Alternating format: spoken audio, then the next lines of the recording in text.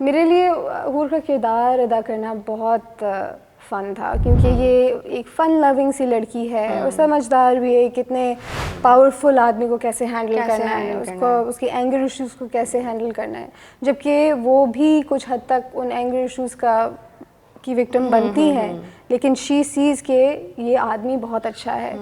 और प्लेफुली सारी चीज़ें हैंडल करना अपनी अदा में, अपने उसमें, तो आई एंजॉयड हूर अ लॉट। तो कौन कौन सी ऐसी कैरेक्टरिस्टिक्स हैं हूर की जो आप में भी हैं?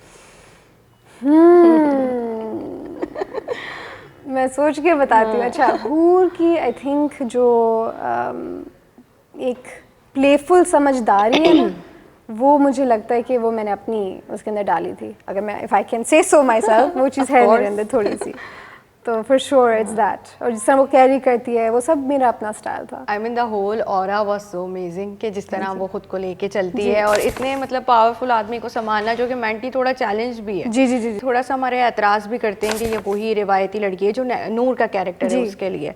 सो आपको ऐसी क्या खास बात लगी स्क्रिप्ट में कि you said yes to this script?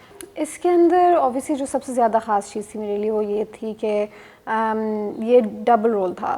ये ट्विंस का जो कैरेक्टर वो मैं ख़ुद प्ले करूँगी। इसके अंदर जो सास का कैरेक्टर है, जो फुप्पो का कैरेक्टर है, इनको इतनी पॉजिटिव लाइट में दिखाया है कि इवन जब वो फुप्पो जो हैं, जो कि सबा फैसल ने प्ले किए हैं, जो कि marvellous job by her, I think हमारे ड्रामे को एक बहुत पॉजिटिव एंकर मिला है उनके थ्रू। कभी कभार ये ड्रामा में हमारी ये दिखाया जाता है कि जो स्ट्रॉन्ग ख़वातीन हैं उनमें एक नेगेटिव से स्ट्रीक होता है। ऐसा ही है। लेकिन इसमें है सास का किरदार है, जो कि हमारी एवरीडे लाइफ में होती हैं। हमारी इन रिश्तों के बारे में जो ओपिनियंस है ना, वो मुझे लगता है कि ड्रामों के थ्रू ही शेप होती हैं। और ऐसा नहीं है कि ज़्यादातर फुप्पो और सास जो है वो नेगेटिव होती हैं। इतना आपकी लाइफ में ये अहम लोग होते हैं, इनकी इन्फ्लुएंस इतनी ज़्यादा होती है। तो आई एम ग्लैड कि हमारे ड्रामे में उसको पॉजिटिव लाइट में दिखाया गया। बल्कि इस स्टोरी की एंकर्स ही ये पॉजिटिव फिगर्स हैं, ये जो पॉजिटिव सास हैं और पॉजिटिव फुप्पो हैं। लोगों को फैंटेसी भी बहुत पसंद है, तो एक तरह से फैंटेसी भी दिखाना ज़रूरी है। क्योंकि पहले मेरी भी यही राय होती थी कि ड्रामों को रियलिटी पे कम्प्लीटली बेस होना चाहिए, जो कि होना चाहिए। ऐसे ड्रामे बन भी रहे हैं, लेकिन कुछ कहीं कहीं आपको फैंटेसी की ज़रूरत होती है, एक हीरो की ज़रूरत होती है और एक सिंड्रेला की ज़रूरत होती है। तो आपको लगता है कि हीरो और सिंड्रेला के बगैर ड्रामे में उतना मज़ा नहीं आता, फन नहीं लगता? ऐसी बात नहीं है। खैर, मैं ख़ुद भी रियलिटी बेस्ड ड्रामे ही ज़्यादातर पसंद करती हूँ, लेकिन एक मैजिक जो होता है ना, वो ज़रूरी होता है थोड़ा थोड़ा। एंड आई थिंक इस ड्रामे में इस चीज़ को थोड़ा सा और I think to balance that magic is very important. अगर वो बहुत ज़्यादा हो जाए तो वो फिर अनबेरेबल हो जाता है। जी बिल्कुल। जैसे हम ये ड्रामा शुरू हुआ था तो हमें यही क्रिटिसिज्म मिली थी कि वही टॉक्सिक हीरो लव स्टोरी है, लेकिन इसके अंदर जैसे कहानी प्रोग्रेस होती गई और लोगों ने जुल्फ़िकार शाह की शेड्स देखी, उसकी सॉफ्टनेस देखी, पहले हूर के साथ, फिर बाद में जाके नूर के साथ, तो वो सॉफ्टनेस ही ज़्यादा लोगों को क्लिक की और इम्पैक्टफुल रही। आई थिंक दूसरे और तीसरे एपिसोड में ही जब वो ड्राइवर को मारता है और वो कहता है कि मैं उसको देख के आऊँ, वो पता नहीं कैसा होगा, तो वहीं से मुझे लगा कि ये कैरेक्टर आगे जाके थोड़ा सा और इसके शेड्स नजर आएंगे हमें। सो अब मैं एक सवाल जो सोशल मीडिया पे बड़ा आ रहा है आपके लिए कि आपकी उर्दू इतनी साफ़ कैसी है? ये क्या मेहनत की आपने इस उर्दू के पीछे? क्योंकि आपका बैकग्राउंड भी कनाडा से है, राइट? पहली तो चीज़ ये है कि मैं शुरू से अल्हम्दुलिल्लाह लैंग्वेजेस में अच्छी रही हूँ। मुझे एक ज़माने में फ़्रेंच बहुत फ्लुएंट आती थी, लेकिन फिर भूल गई। लेकिन इसका क्रेडिट जो है सबसे ज़्यादा जाता है मेरे डायरेक्टर्स को। From the first drama that I did, नमक हराम मैंने किया था 2.5 साल पहले। और अगर आप शाख से पूछें कि उन्होंने कैसे किया, तो वो सर पकड़ के बैठ जाएंगे कि मैंने पता नहीं इस लड़की को कैसे झेला है। था शुरू में मैं अपने डायलॉग्स उर्दू में एक्सेंट के साथ फर फर फर फर फर फर बोल जाती थी, और उस लाइन की जो खूबसूरती है, जो उर्दू की खूबसूरती है, वो रह जाती थी। तो आई थिंक एक्टिव जो मेहनत है ना, आप अटेंशन पे करो कि आप किस तरह से बोलें, मज़ा लेके आप अपनी लाइंस बोलें, तो I think that's the biggest thing. You have to enjoy the process. I think Urdu is so full of emotions. जी ऐसे ही और है. जितना ही आप उससे महसूस करके बोलेंगे तो वो फिर अलग साउंड करती है. बिल्कुल पर ऐसे ही. नॉर्मली तो हम बहुत बातें कर लेते हैं. हाँ, फर. हाँ कुछ नहीं. So how was your working experience with Munib? आपने स्टार्ट में ही मतलब नूर के जो कैरेक्टर था उसमें एक थप्पड़ भी आपने जी. मारा था मुनीब को. So कैसी केमिस्ट्री रही? वैसे एंजॉय तो बड़ा कर रहे हैं लोग इस केमिस्ट्री को. जी. बहुत मज़ा आया मुनीब के साथ काम करके. Munib is a very very very supportive coactor. उन्होंने मुझे पूरी क्या कहते हैं कॉन्फिडेंस दी और आज़ादी दी कि मैं गलतियाँ भी करूँ, मैं गलत भी बोलूँ, जो भी चीज़ें. लेकिन उन्होंने कहा कि मैंने ये जर्नी देखी है और हमारे सीनियर्स ही थे जिन्होंने हमें गाइड किया और हमारे साथ थोड़ी सी पेशेंस रखी.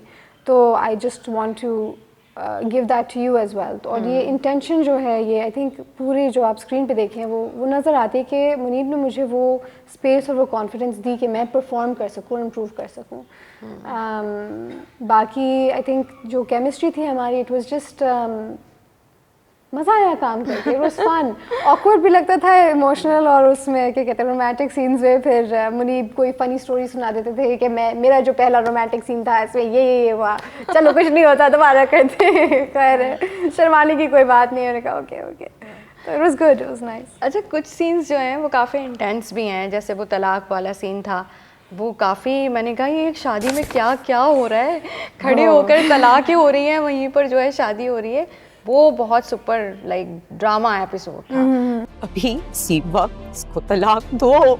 नहीं सालार, नहीं. मैं तुम्हें तलाक देता हूँ.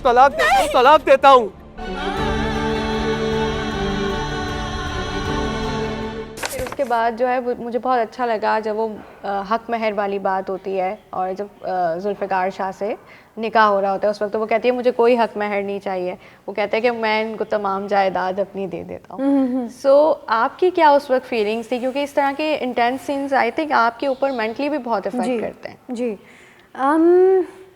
अच्छा, सबसे पहले मैं इस बारे में ये कहना चाहती हूँ कि नूर के किरदार पे काफ़ी ज़्यादा इस वक्त इख्तिलाफ भी था कि नूर कुछ कह नहीं रही, हाँ कुछ कर नहीं रही है, खामोश है, सह रही है. तो नूर के बारे में मैं ये कहना चाहती हूँ कि ये एक ऐसी बच्ची है जिसकी माँ की डेथ हो गई थी बहुत जब वो छोटी थी. वो शायद कभी अपनी माँ को जान भी नहीं पाई. वो बचपन से पलती आ रही है अपनी सौतेली माँ और बहनों के साथ, उनके प्रेशर के अंदर. मैं तुम्हें एक थप्पड़ लगाऊंगी. अम्मी, आज तो तुमने ये हरकत कर ली है, आइंदा नहीं. छोटी बनकर रहो. इस लड़की के लिए नेचुरल है ही नहीं कि कोई उसे डिफेंड करे, कोई उसकी साइड ले. और पहली बार जब उसकी किसी ने साइड ली है तो वो फुप्पो हैं. तो फुप्पो की लाज रखने के लिए वो खामोश रही, यहाँ तक कि फुप्पो के सामने भी वो बुरी हो गई.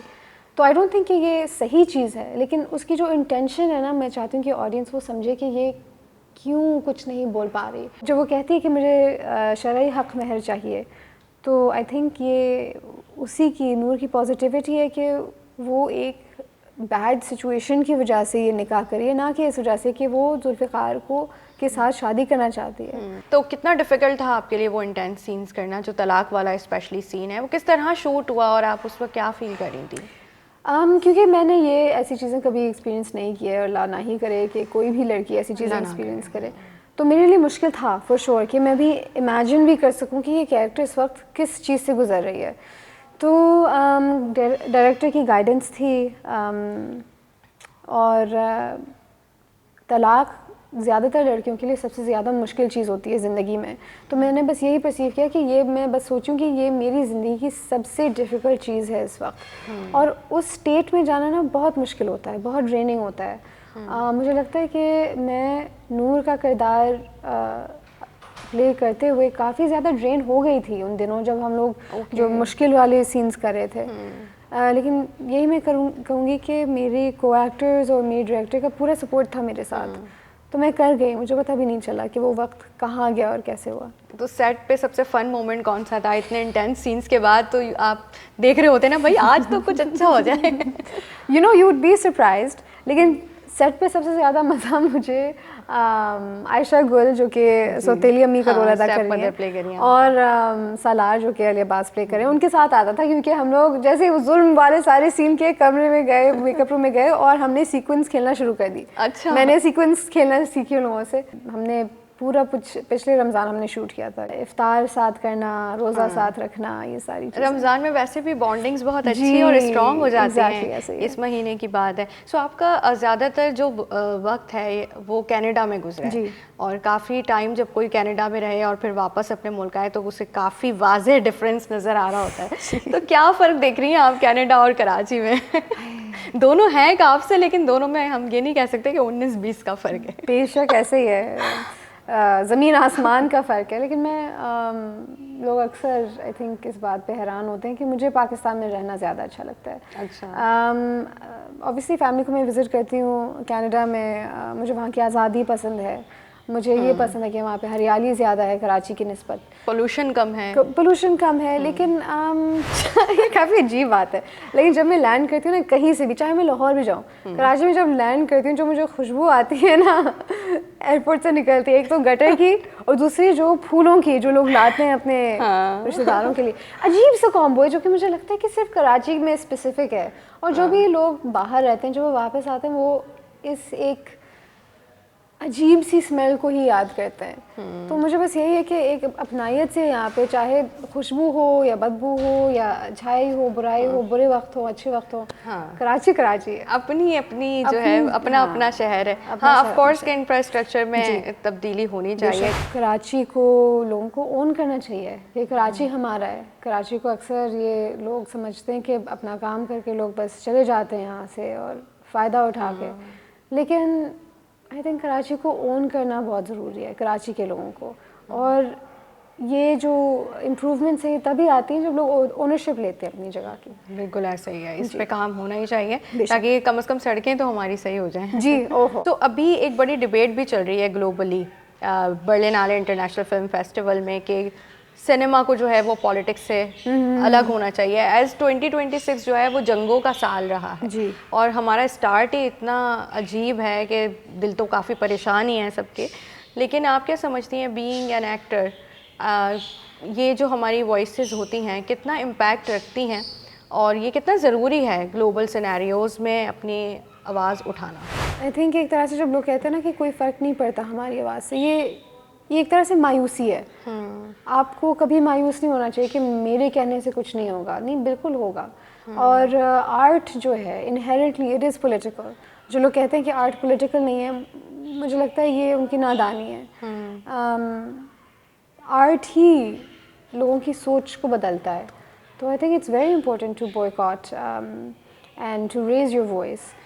पाकिस्तान में ये चीज़ें बहुत कॉम्प्लिकेटेड होती हैं, लेकिन जब आप सोचते हैं ना कि at the end of the day आपकी वैल्यूज़ क्या हैं, तो वो चीज़ आपके लिए बहुत क्लियर हो जाती है कि मेरी वैल्यूज़ कहाँ लाई करती हैं और मैं किस तरह से लोगों को हेल्प कर सकती हूँ। ये नॉर्मलाइज जो चीज़ें हैं ना वो सेलिब्रिटीज़ ही करते हैं। इन्फ्लुएंसर क्यों कहते हैं? क्योंकि लोग इन्फ्लुएंस होते हैं ना आप लोगों से। तो प्लीज़ मेरी इन्फ्लुएंसर्स और सारे एक्टर्स और सबसे यही रिक्वेस्ट होगी कि थोड़ा सा रिस्पॉन्सिबली अपने प्लेटफॉर्म्स को यूज़ करें और इश्यूज़ पे बात करें।